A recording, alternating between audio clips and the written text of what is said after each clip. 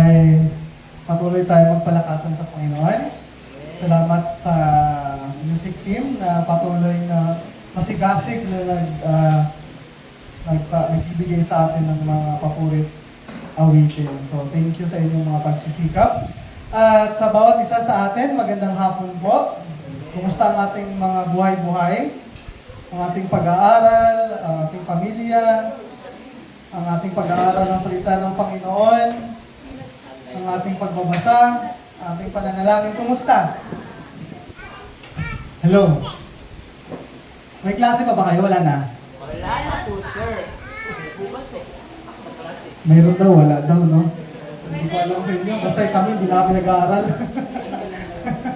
So, sa hapon na to ay pag-usapan natin ang bagay na makakapagpakita or para malaman natin yung totoong estado natin. Diba? So, ready na ba kayo?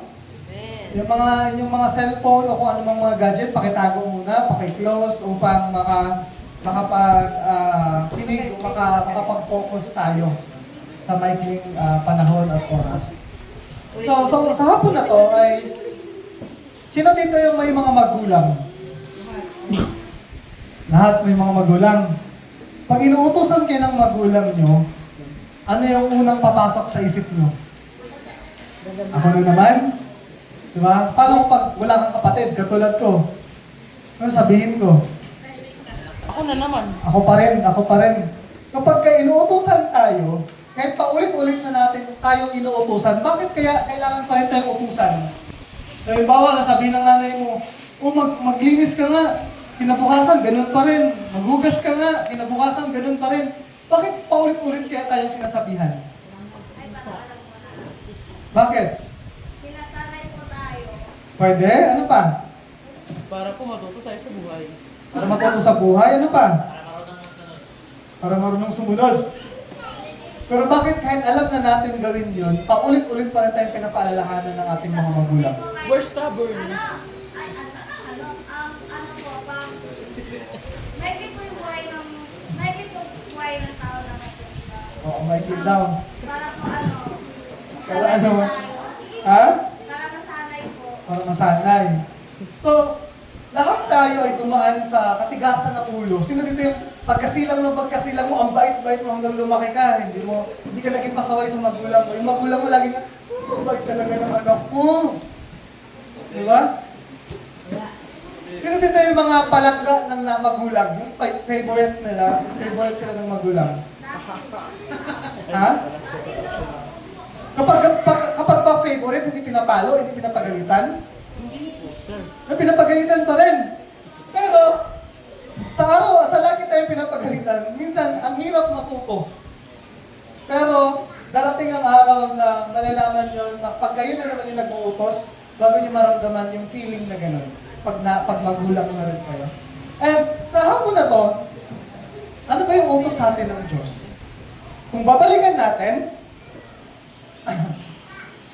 kung tatanungin tayo ngayon, ano ang pagkaunawa natin pag sinabing sumunod sa utos ng Diyos? Kung kanina, utos ni nanay, utos ni lola, utos ni lolo, kung sa mga magulang natin, sa mga ate kuya natin, pwede pa yung manyana habit. Alam niyo yung mayana habit? Mamaya na. Di ba? Mamaya na. Tapos nahiya ka na lang kasi yung nanay mo. Neighbor kapag namimigay siya ng ulam. Love your neighbor kapag nagpapautang. Love your neighbor kapag mabuti siya. Hindi. Ibig sabihin, lahat kailangan mong mahalin. Di ba? So, bakit ba natin natakil yan? So, kung may mga Bible kayo, sabi sa Romans 10 verse 1 to 4, bago tayo basahin natin, manalangin muna tayo. Panginoon, marami pong salamat sa hapon na to. Salamat po sa buhay ng bawat isa. Nawa matutunan, ma-realize namin, Panginoon Lord God, na Ikaw ang aming Diyos, ang aming kaligtasan sa pamamagitan ni Kristo, Panginoon Lord God. Na kami, Panginoon, ay may kasiguraduhan sa aming kaligtasan at Ikaw yon aming Diyos. Panginoon, tulungan niyo po kami na maunawaan, maintindihan ang iyong mga salita. ayon sa aming mga pangunawa, ayon sa aming mga karunungan at kaalaman.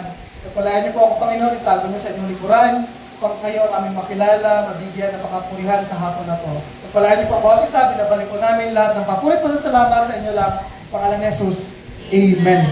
So, sabi sa Romans 10 verse 1 to 4, mga kapatid, ang pinakananais ng puso ko ay idalangin ko sa inyo ay ang maligtas ang Israel. Sapagkat saksi ako na sila'y masigasig na maging kalugod-lugod sa Diyos, hindi lamang batay sa tamang kaalaman. Ibig sabihin, that time, ang dami nilang gustong gawin, lahat, bawat pagsumbong sa pagkain, sa pakikisalamuha, lahat yun, may mga utos sila. May mga utos sila, puro utos. Kayo, kapag lagi kayong inuutusan, anong pumapasok sa kukote ninyo? Yung bang sabi ng nanay mo, sabi ni Lola, sabi ng mom mo, oh, maghugas ka muna ng plato. Pagkatapos maghugas, hindi pa umiinit yung pit mo, magigib na ng tubig. Pagtapos nun, oh, bumili ka sa tindahan. Pag masyadong maraming utos, ano yung nangyayari sa atin? Ano yung nangyayari sa atin? Mainit na yung ulo. So, sige, matuutos-utos, oy. Mga Bisaya kasi kami. Ha? Saan si Lola, oy? Yung tipong habang naglalakad ako ng tindahan, ano ba yan kasi? Kanina, nagpabili ng mantika, wala palang asin. Hindi na lang sinabay. Diba? Kung gaano kasi katapang yun, kung gaano katapang, ganun din yung tatay ko. Yung tatay ko talagang malakas din yung boses nun. Tapos, yung nanay ko, hindi ko ba alam bakit pag-uutusan, hindi na lang isahin lahat. Pag gawin mo ng bahay, wala palang suka. Pagdating ko na sa bahay, hindi kasi nagsabi, hindi ka makinig. Lakad ka naman. Eh doon sa amin, ang layo ng bahay namin, papuntang tindahan, kamarikutan pa. Ano yung kamarikutan? Ha? Gubat-gubat. Kasi, parang tayo ata yung pinakauna-unahang tao sa San Jose, Lola, no? Ha? Kami ata yung pinakaunang tao sa San Jose. Lubak-lubak pa yung kalsada, kamarikutan pa. Pero inyo, bago ako tumakbo ng tindahan, hihinga muna ako ng malalim. Kasi tatakbo ko ng mabilis nun. Grabe ang takbo nun. Minsan nga, pagdating ko ng tindahan, nakakalimutan ko na kung anong utos sa akin eh. Kasi hinihinga na ako. Minsan, kulang na yung dala kong pera kasi lalaglag.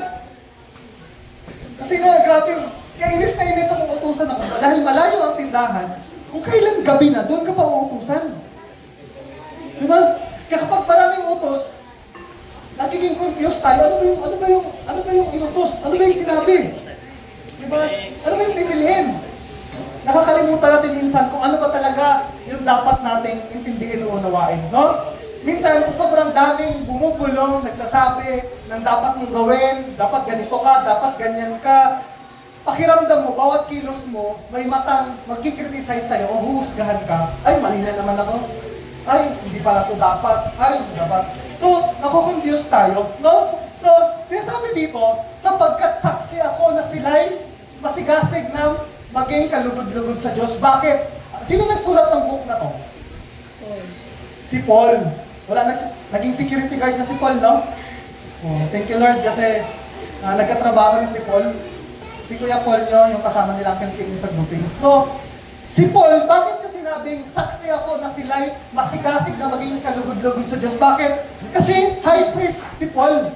Pari si Paul, ibig sabihin, si Paul, isa sa mga Saduseo, mga kasamahan ng mga priest na tumutulig sa kay Jesus. Bakit?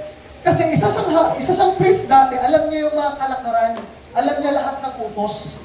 Kaya sinabi niya na saksi ako na sila'y masigasig na maging kalugod-lugod sa Diyos. Kasi ang dami nilang mga batas na gusto na lang maging kalugod-lugod sa harapan ng Panginoon.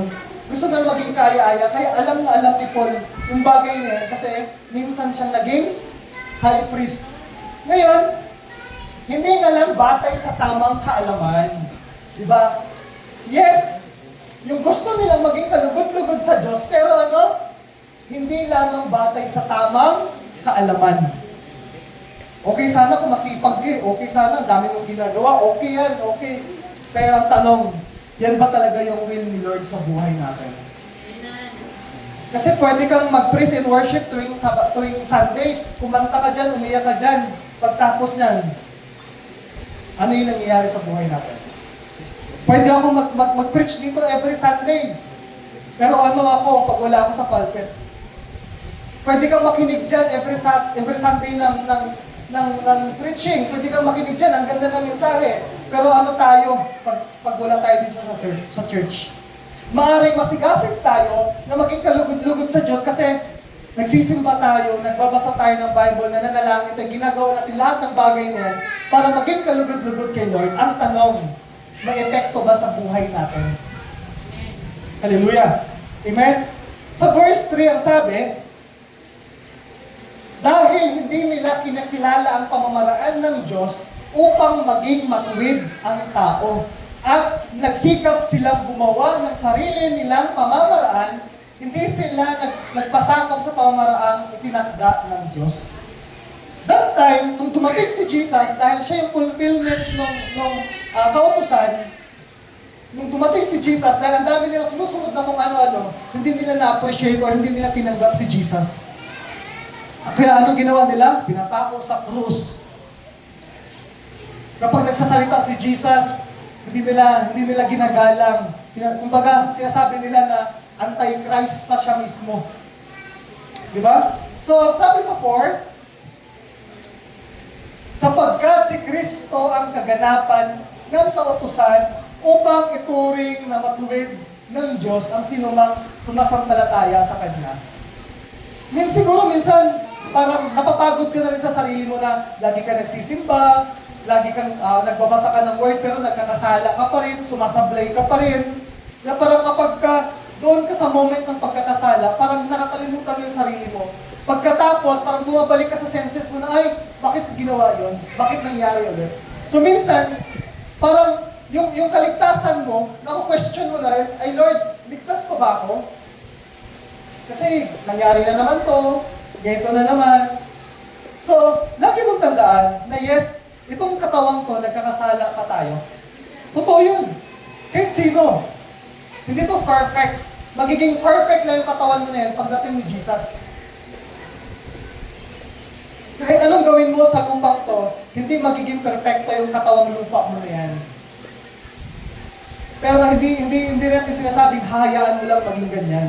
Ibig sabihin, day by day, sa grasya ng Panginoon, binabago mo yung sarili mo. Hindi mo lang hinahayaan na malugmok ka sa mga bagay na yan, sa mga anumang mga posible na ikalalayo mo sa Panginoon. Gumagawa ka ng paraan para dahan-dahan lumalago ka sa Panginoon. Ibig sabihin, yes, si Kristo ang kaganapan ng kautusan upang ituring na matuwid ng Diyos ang sinumang sumasampalataya sa Kanya. Pero makikita sa buhay natin kung totoo ba tayong sumasampalataya sa Diyos. Kasi pwede natin sabihin sa bibig natin na oo, sumasampalataya ako sa Diyos. Pero yung buhay natin magdidikta, magpapakita kung ano ba talaga yung laman ng ating puso. No?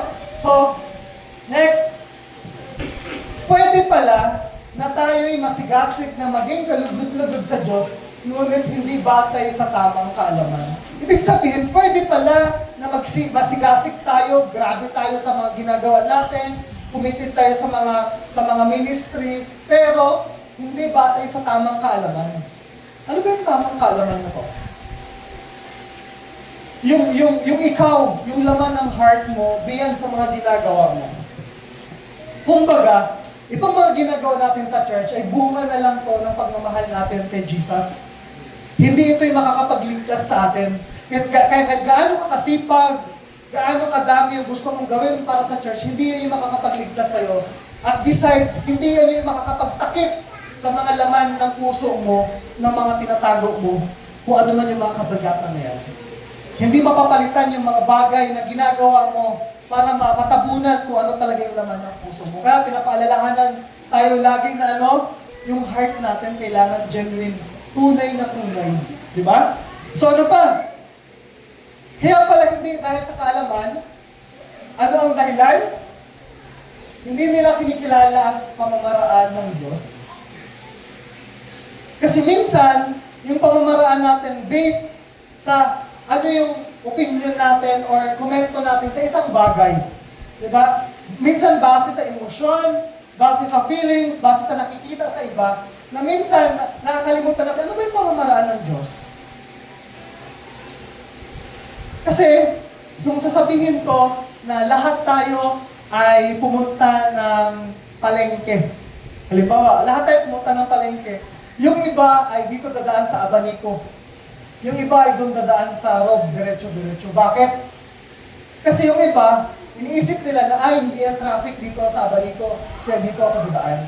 Yung iba naman, ay, hindi yung traffic dito sa Rob banda, dito ako dadaan. Pagdating nila sa highway, kukross sila sa San Pedro kasi iniisip nila na doon yung hindi traffic, makakadaan sila ng maayos. So, minsan, yung pamamaraan ng Diyos sa buhay natin, na iba sa pamamaraan sa bawat isa sa atin. Maaaring yung pamamaraan sa buhay ni Lola dati, iba sa buhay ni Ma'am Burge. Maaaring yung pamamaraan ng Panginoon sa buhay ko, iba sa pamamaraan sa ginagawa kay Pastora. Magkakaiba-iba. Kaya hindi natin pwedeng sabihin na lahat tayo ay may isang alayunin o isang paano gawin yung isang bagay. Ang Panginoon ay binibigyan tayo ng mga wisdom and knowledge and discernment kung ano ba talaga yung para sa atin. Diba? So, sinasabi dito na nagsisikap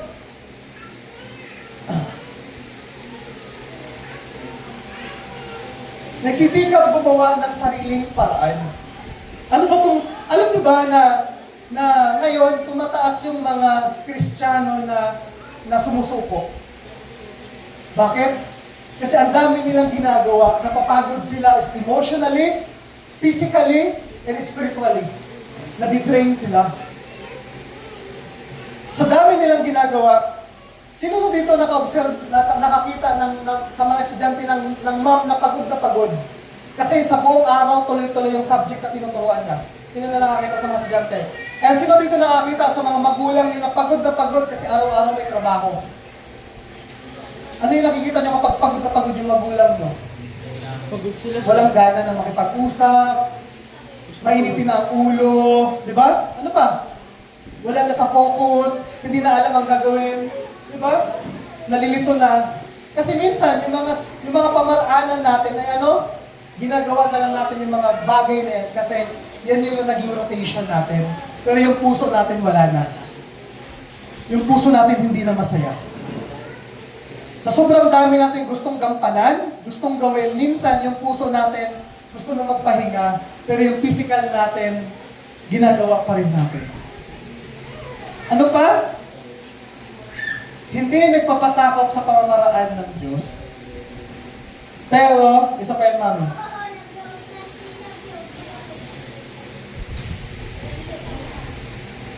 Yung una, hindi kinikilala. Yung pangalawa ay, hindi nagpapasakop. Kung itong una, hindi mo kinikilala, ngayon hindi ka nagpapasakop, kahit alam mo kung ano yung pamamaraan ng Diyos. Kung kanina, hindi mo kinikilala, ngayon alam mo na, pero ayaw mo magpasakop sa Panginoon. Kaya minsan, yung buhay natin as a Christian, may nagiging doble-doble kapag hindi na Christian yung ating kahalubilo. Diba? Ang sarap, ang gaan sa puso na mag-serve na lahat kayong Christian magkakasama. Pero minsan, nadadala tayo kapag hindi Christian yung kasama natin kasi mas malakas yung hatak. Diba? Halimbawa, araw-araw magkakasama tayo, Christian lang tayo. Kahit yung mga nagmumura sa atin, hindi magmumura. Yung mga may bisyo sa atin, hindi magbibisyo kasi mahihiya sila kasi Christian tayo lahat. Pero kapag ang kasama mo, hindi na Christian, malaya ka rin gumawa o maraya kang magmura, pakiramdam mo kasi bilong ka doon eh. Bakit? Ang paglilingkod natin sa Panginoon, kailangan may stand tayo. Christian o hindi man yung kasama mo, naninindigan tayo, Lord, ginagawa, maninindigan ako, mahal kita, susundin kita. Nahihirapan lang tayo mamuhay bilang Kristiyano kasi may mga bagay tayo na ayaw pa nating putulin sa buhay natin. Di ba? Ano pa? Legitimate Christians shows a transformed life. Sino na dito nanonood ng Transformer? Oh. Pag ano nangyayari, Dave? Nag-transform siya. Nag-transform siya. Di ba? Kapag yung Transformer, Kapag sasakyan pa lang siya, pag nag-transform siya, lumalaki siya, di ba? Nagiging powerful siya. Ganun, bilang mga Christian, kapag ka nabago yung buhay mo, ang laking impact nun.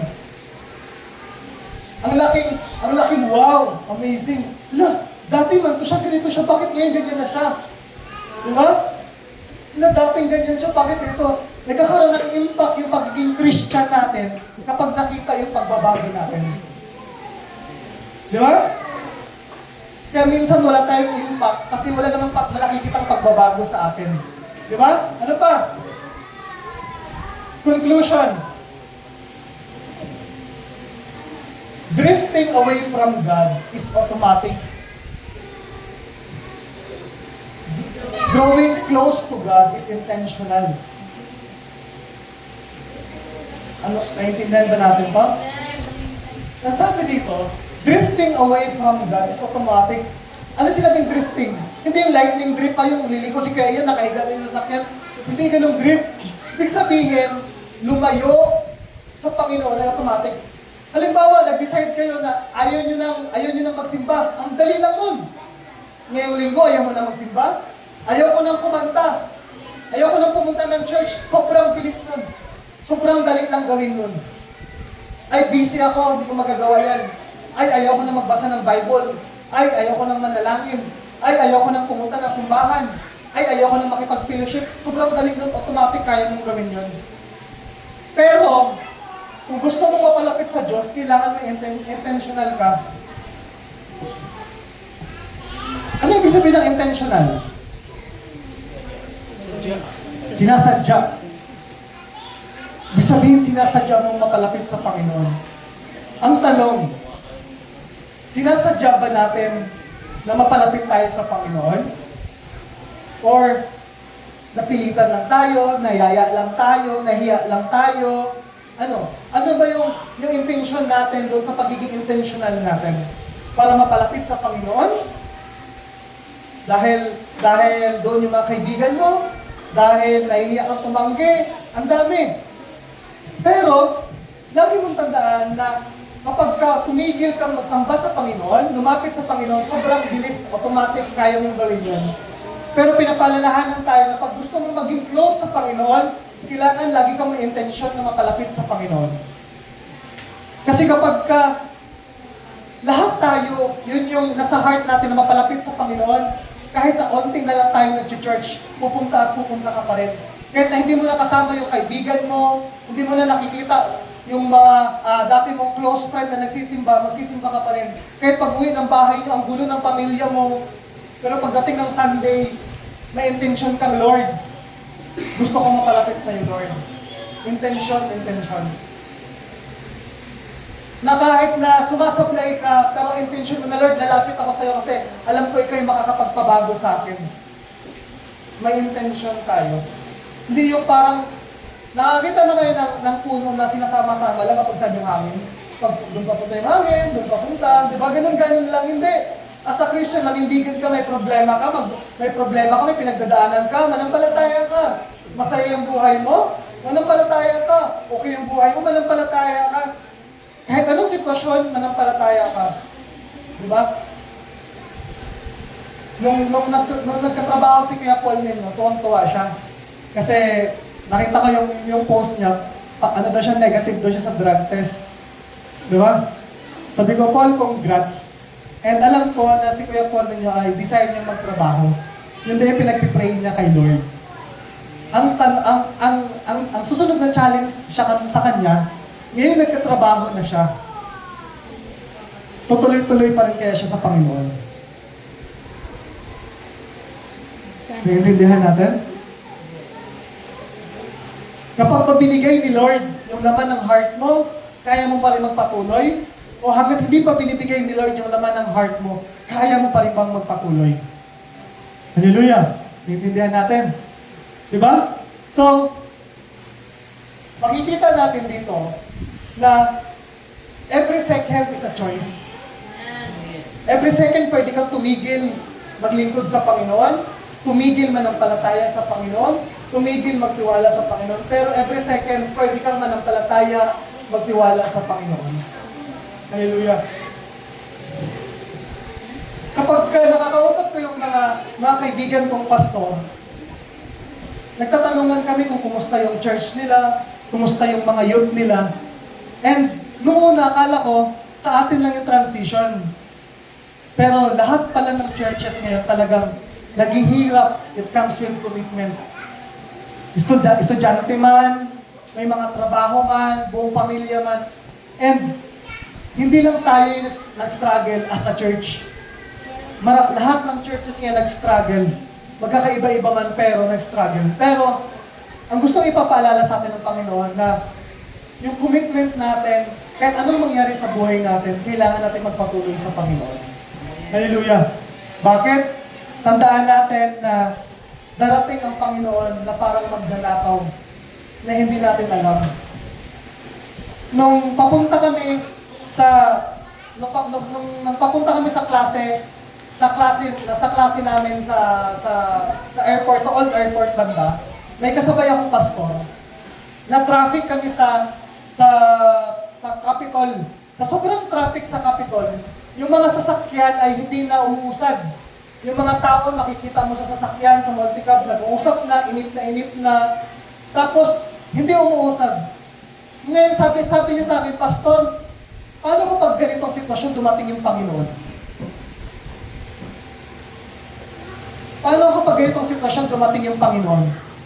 Hindi mo kasama yung pamilya mo, wala ka sa church, nasa trabaho ka, may pupuntahan ka, biglang dumating yung Panginoon. Ano kaya yung unang mararamdaman natin?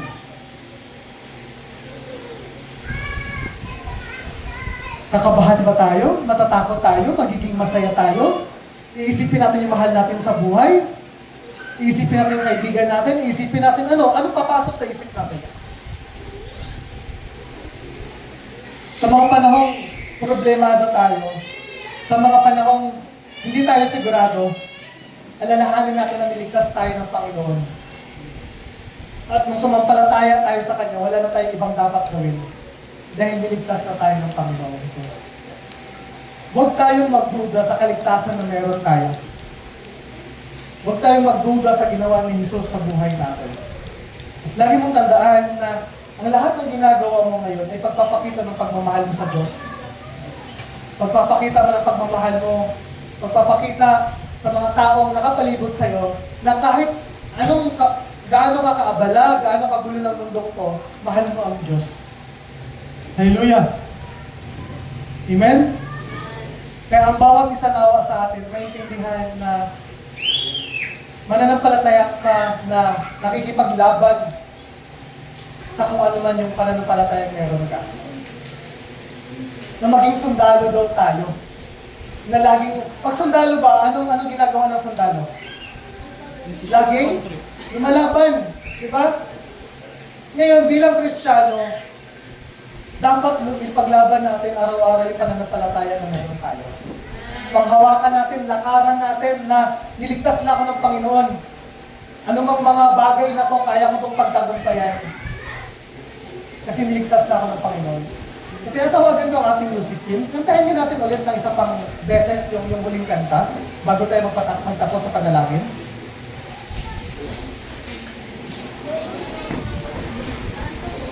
Ano naman?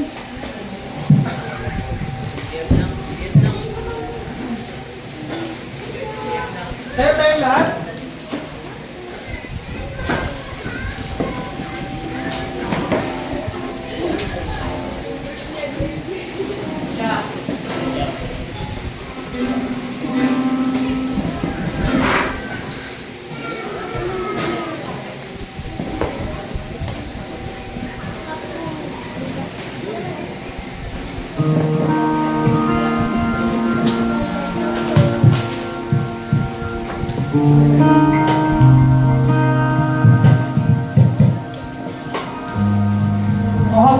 Habang kinakanta natin to, mas damdamin natin yung lyrics na alam daw mo sa puso mo na kinakanta mo to para sa ating Diyos na hindi lang nababasa mo yung lyrics, hindi lang dahil nagkakantahan tayo, kundi ninanamnam mo kung ano man yung mensahe ng kanta.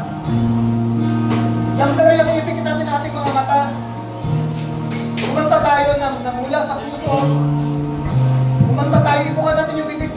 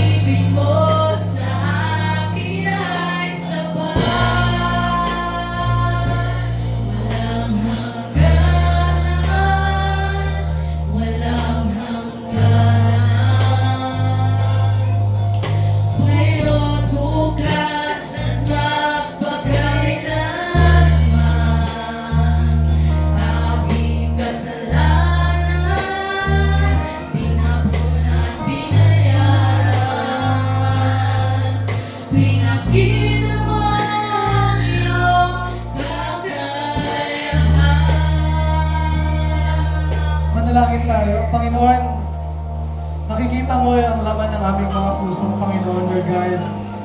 Kung gaano kami nag-aalala sa aming kinabukasan, nag-aalala sa aming mga pamilya, nag-aalala sa mahal namin sa buhay, na Lord, punong-puno kami ng pangamba, ng takot, Panginoon, ng mga taong na may kasalanan sa amin, may kabigatan, Panginoon, Lord God. Minsan sa sarili naming ugali, Panginoon, sa sarili naming buhay, Lord.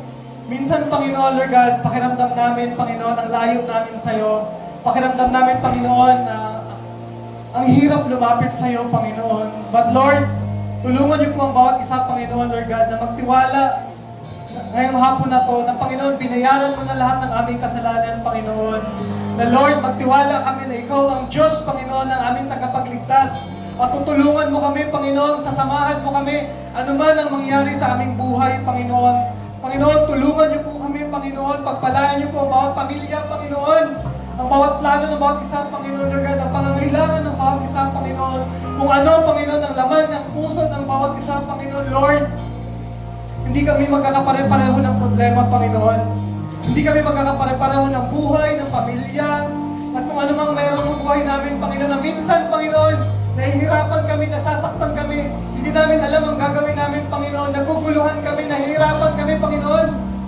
Pakiramdam namin walang katapusang problema. Pakiramdam namin walang pagbabago. Pakiramdam namin hindi na mababago itong buhay na ito. But Lord, tulungan niyo po kami. Alam namin, Panginoon, na hindi lang kami nagsisimba. Hindi ka lang namin kilala dahil natatakot kami. But Lord, tulungan niyo po kami na kumilos ka sa buhay namin, Panginoon. I-transform mo yung puso namin, yung isip namin, yung buhay na meron kami, Panginoon. Patungo sa kapurihan mo sa buhay namin, Lord. Tulungan niyo po kami, Panginoon, sa mga panahon nagdadalawang isip kami. Nagdududa kami, napag-iinaan kami, nag-discourage kami. Panginoon, palakasin niyo po kami. Ipaalala niyo sa amin, Panginoon, na Ikaw ang aming makapangyarihang Diyos ng buhay. Totoo, Panginoon, na Lord, patunayan mo, Panginoon, sa buhay namin, na Diyos ka, Panginoon, Lord God namin, Panginoon. Tulungan niyo po kami, Panginoon. Hindi namin kaya sa sarili naming lakas, hindi namin kaya sa sarili naming pag-iisip, Panginoon, Lord God. At yung mga kapamaraanan namin minsan, Panginoon, ay sablay, Panginoon. Tulungan niyo po kami, Panginoon, na magtiwala sa iyo, Panginoon, kahit na hindi namin nakikita yung kinabukasan, Panginoon. Hindi namin nakikita kung ano yung mangyayari, Panginoon. Kahit na bigat-bigat, Panginoon, Lord God. Kahit na nahihirapan kami, nasaktan kami, tulungan niyo po kami, Panginoon, na magtiwala sa iyo. At Lord, lahat ng gagawin namin, Panginoon, Lord God, ay makalulugod sa iyo, Panginoon. Lord, tulungan niyo po, Panginoon, ang puso namin na kaya namin manindigan against kanino man, Panginoon, na totoo ang aming pananampalataya, Panginoon, Lord God. Na hindi kami parang alon, Panginoon, Lord God, na sasama na lang sa agos, Panginoon. Hindi kami puno, Panginoon, na sasama na lang sa daloy ng hangin, Panginoon, Lord. Gawin mo kami kakaiba, Panginoon, kung saan man kami. Gawin mo kami ilaw at asin, Panginoon. Gawin mo kami ilaw sa aming pamilya, sa aming kaibigan, kung saan mo kami lugar dinala, Panginoon, Lord. Tulungan niyo po kami, Panginoon, Lord God, na maniwala at manampalataya sa iyo, Panginoon, Lord God. Tulungan niyo po kami, Panginoon, na Ikaw ang magpunan ng joy sa buhay namin, contentment, Panginoon, Lord God. Tulungan niyo po kami, Panginoon, na patuloy na magtiwala sa iyo, Panginoon, sa lahat ng oras sa aming buhay. Lord God, maraming salamat, Panginoon, dahil Ikaw lang ang tanging naming pag-asa, Panginoon, Lord God. Lord, maraming kulang sa buhay namin. Maraming wala sa buhay namin, Panginoon. But Lord, alam namin na kaya mong punan lahat ng iyan, Panginoon. Kung ano man, Panginoon, yung mga pagod, kung may mga pagod, Panginoon, ang puso dito, Panginoon. Kulang sa tiwala, Panginoon, naguguluhan, Panginoon. Hindi alam yung direksyon, Panginoon, Lord God, ng panghihinaan, Panginoon, Lord. Pero yun yung po ngayon, Panginoon, yung aming mga strength, Panginoon. Yung mga encourage mo kami, Panginoon, na magpatuloy kami. Bigyan niyo po kami, Panginoon, ng puso matatag, Panginoon. Lord, tulungan niyo po kami, Panginoon, na maging matatag kami mananampalataya sa hirap ng buhay, Panginoon, Lord God. Lahat ng Panginoon, dami na nangyari sa mundong to, Panginoon. Minsan, Panginoon, nag-aalala na kami sa aming kinabukasan kung paano to, paano yan. Tulungan niyo po kami, Panginoon, Lord God, na maging masaya everyday, Panginoon, dahil kasama ka namin, Panginoon. Hallelujah.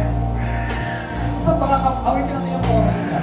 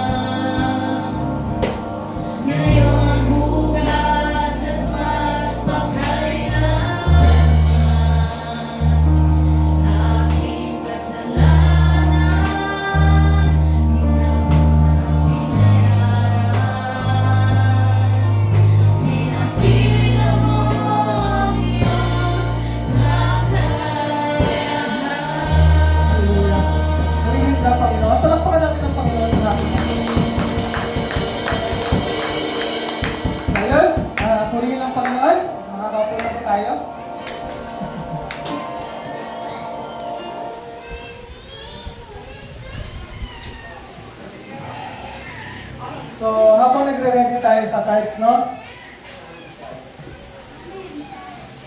So, ang huling slide ay, without intentionality, the relationship will grow cold.